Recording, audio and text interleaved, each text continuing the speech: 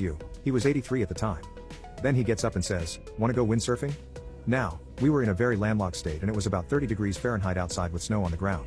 I figured he was joking or being metaphorical, or just kind of quirky like he normally was. He comes back into the room and throws me a wetsuit, then asks me to drive because his eyesight wasn't as good these days. I go along with it and he directs me out to a road by the reservation where there was a power plant and a pond. He hasn't taken the wig off, so when we park he grabs the board out of the back of the truck, and starts jogging over to the pond.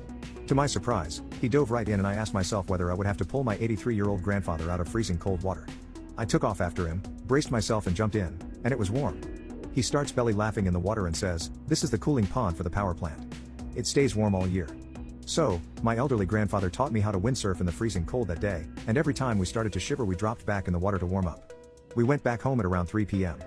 I'd been dealing with some depression at the time and couldn't fathom how one person could do or know all of these things, so I asked him about it. He then walked me around his studio and living room that were wall-to-wall bookshelves.